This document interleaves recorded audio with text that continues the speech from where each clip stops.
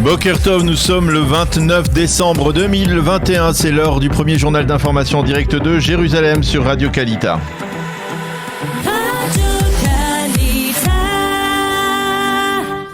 En direct de nos studios de Jérusalem. Et oui, nous retrouvons à Jérusalem notre correspondant Daniel Haïk. Bonjour Boker Tov Daniel, de nouvelles mesures sont entrées en vigueur la nuit dernière en Israël en matière de lutte contre le variant Omicron. Oui, Boker Tov Ilana, en effet, désormais les Israéliens vaccinés qui auront été en contact avec des malades ayant contracté tous les variants du corona devront passer un test PCR et ensuite rester en isolement uniquement jusqu'à ce qu'ils obtiennent la réponse, le résultat de ce test. S'ils sont positifs, ils devront bien entendu rester en isolement total, mais s'ils sont négatifs, ils pourront se libérer sans délai.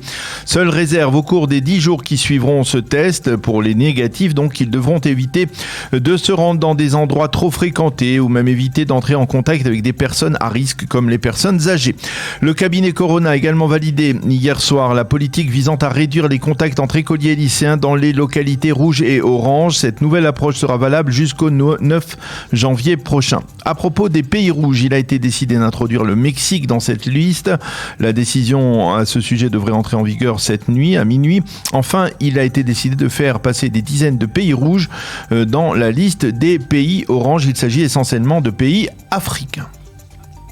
Une rencontre importante hier soir au domicile de Benny Gantz, celle qui s'est déroulée à Rosh Haïn entre le ministre israélien de la Défense et le président de l'autorité palestinienne.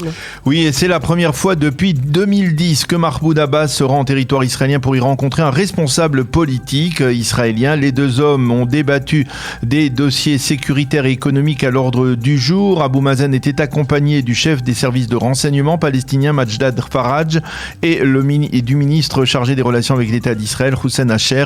Le ministre de la Défense, lui, était pour sa part accompagné du général Ghassan Alian, coordinateur de l'action du gouvernement dans les territoires.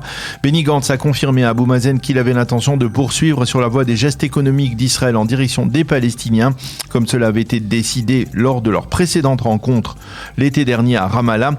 Selon le ministre palestinien Asher, les deux hommes ont également évoqué l'importance de déterminer, je cite, un horizon politique qui conduira à un règlement du conflit israélo-palestinien. Cette déclaration pourrait d'ailleurs créer des tensions au sein même de la coalition gouvernementale, en particulier avec le Premier ministre Naftali Bennett. Toujours selon Asher, il a été également question de ce que celui dernier a appelé la violence des colons juifs contre les Palestiniens. Dans l'entourage de Benny Gantz, on souligne que cette rencontre a été entièrement coordonnée avec le Premier ministre Naftali Bennett. Et comme il fallait s'y attendre, cette rencontre a provoqué la colère au sein de l'opposition. Oui, effectivement, au Likoud, on affirme que cette rencontre remet à l'ordre du jour le dossier palestinien. Le sionisme religieux a accusé Naftali Bennett de ce qu'il a appelé le gouvernement de gauche d'avoir ramené Oslo, je le cite, sur le devant de la scène 10 ans après que la droite ait réussi à rendre Abou Mazen insignifiant et à faire abandonner tout projet de partition de la terre d'Israël. Fin de citation.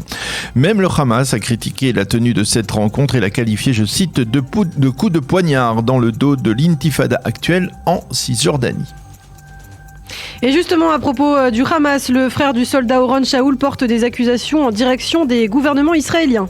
Oui, Ofek Shaul a affirmé hier qu'au fil des ans, Israël a raté plusieurs occasions de conclure un marché d'échange avec le Hamas et la dernière s'est produite il y a quelques mois à peine. Hier, on a appris que le conseiller spécial du chef d'état-major de Tsahal au sein de l'équipe qui traite des dossiers des soldats disparus a démissionné il y a de cela 3 mois pour protester justement contre le fait qu'Israël ne favorise pas, comme il se doit selon lui, le retour des corps d'Oron Shaul et d'Adar Goldin et celui des 2 civils Abera Mengistou et Hicham Assayed qui sont détenus par le Hamas. Selon ce conseiller, qui est un ancien colonel de Tsahal, 2 occasions de parvenir à un accord à ce sujet ont été manquées au cours des dernières années.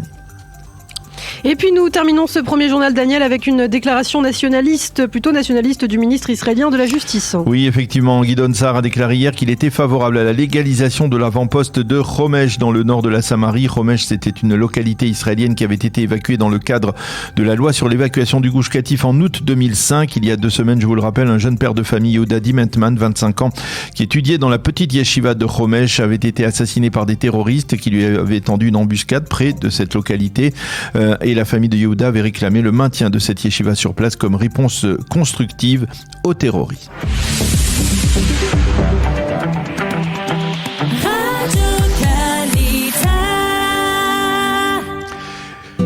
Une rapide page météo pour terminer ce journal d'information. Le temps sera plus couvert sur l'ensemble du territoire israélien avec des risques de pluie éparses à partir de cet après-midi et en soirée et des températures qui seront en baisse. Il fera aujourd'hui 10 degrés à peine à Jérusalem, 15 à Tel Aviv et 21 degrés à Eilat.